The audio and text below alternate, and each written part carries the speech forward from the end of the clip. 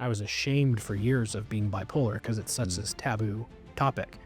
Not to mention, the depression and the anxiety and all that comes with it. That's actually why I started growing my beard out, because it made me feel more masculine, made me feel more manly. It made me, I could hide behind it, because then people would be like, hey, dude, nice beard. And then it makes you feel good for half a second because you got a compliment. And it's something that I just naturally did. I didn't really have to work at it. I got blessed with pretty good beard genetics. So it was like, hey, nice beard. And it wasn't like I couldn't mess up my beard. So it was like I got a little bit of a serotonin boost. Wow. So then I started growing it out. And then I started my social media long after the pandemic, when everybody else started it.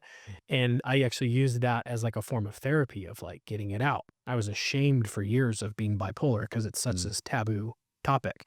Not to mention, the depression and the anxiety and all that comes with it, because I mean, trigger warning, but the men's suicide rate is astronomical. I mean, we make up 50% of the population, but almost 85% of suicides are men between the ages of early teen years into, later adult years.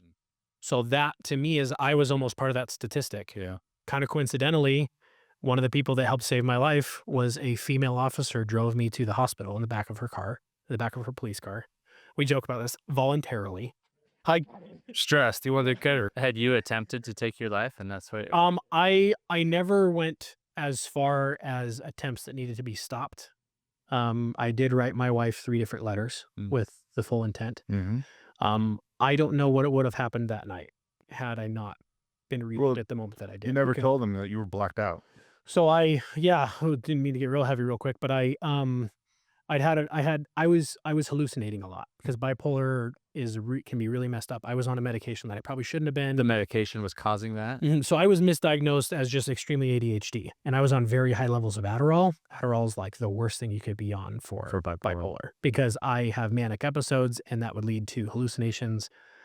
I would have these really intense hallucinations, and I had an incident where, a couple people in my life finally were realizing that, hey, something's wrong. Had a little bit of an intervention moment, and my dad was taking me to the psychiatrist's office the next day. So I had to go stay at their house. So that was, my wife's pregnant with our second. I got an 18-month-old daughter at home, and I'm now being taken to my mommy and daddy's house to stay the night so my daddy can take me to a psychiatrist because my brain's broken. Like, that's what's going on in my super masculine brain. It's not, hey, my father is stepping in to help me. It was like, nope, I'm a little boy and daddy's trying to help me because I can't cut it. Like, that's where I was just super toxic and gaslighting myself. Ended up having a full mental break, and it blacked out. And I woke up 3.5 miles away from where I was supposed to be, in a pharmacy parking lot. And you don't know how you got there? I mean, I know the road that I had to have taken, because this isn't the city I grew up in Northern California. But yeah, I woke up a little under 3.5 miles away. It was not, I went down a 2-lane road with no sidewalks. It's kind of like farm country. It was after closing. Thankfully, there was a guy waiting for his wife to come out from her shift, and my phone was dead. And I must have looked insane, because I remember the look on his face. He was terrified.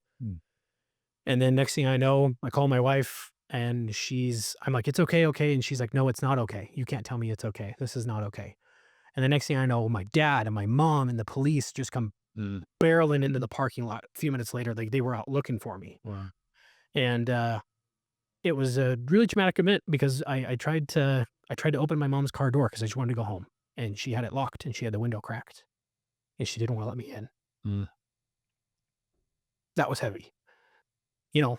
When mom is scared. Wow. That was like an eye-opening event, but I'm still in the middle of this very traumatic moment. And this officer, Katie Cooley, now she's Katie Willa. She's been married since, but she was able to talk me down. Wow. She calmed me down. She was like, look, obviously need some help. Get in the back. She's like, if I take you to the hospital, she's like, I can usher you in discreetly through the back door of the ER. You can get seen right away. You don't have to be marched in. So she got me in, and then she stayed there. Wow. She stayed there for a while to make sure that I was okay. And then when she felt comfortable enough to leave after quite a while, she left me her card, and she said, I want you to call me in 5 years. And she's like, and just tell me how everything's going. We've stayed in like pretty constant contact.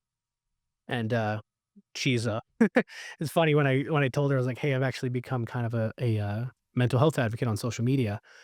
And she's like, "Oh, send me all of your handles." And she's like, she's like, "I don't know why I never put 2 and 2 together." She's like, "I've seen a bunch of your stuff already." Huh. That's part of my why of like, I almost was a statistic because I felt like I couldn't talk to anybody. When in reality, that's what started the change was me talking or somebody talking to me. So I'm lucky enough that I had people in my life who recognized some things that started forcing some changes for me. So I owed it to my wife, to my children, to my parents to pursue, pursue the change, to pursue, you know, becoming, healthy. Well, eventually we want to create our own Dad Bods and Beards charity, but we want to create a run, a 3.5-mile run on the date that he had this manic episode. We wanted to call it Logan's Run, but we can't do that. We'll have to check into the legality of that. What's the book and movie? But we really want to do that. We want to create a fundraiser run for bipolar and for people suffering from mental illness on that day so that we can kind of celebrate Logan, celebrate his life, celebrate all that, but at the same time helping others who are struggling. That's amazing. I didn't know all of that. Yeah. And I'm glad you shared it. And it's heavy, but this podcast is all about, it's the Conquer Cast. It's about, the listeners that are listening in, they might be going through something that you've been through. And we want to help them conquer that, right? Yeah. And you guys have heard me share this, that you're most powerfully positioned to serve or to lift the person or to love the person you once were. And that's what you're doing.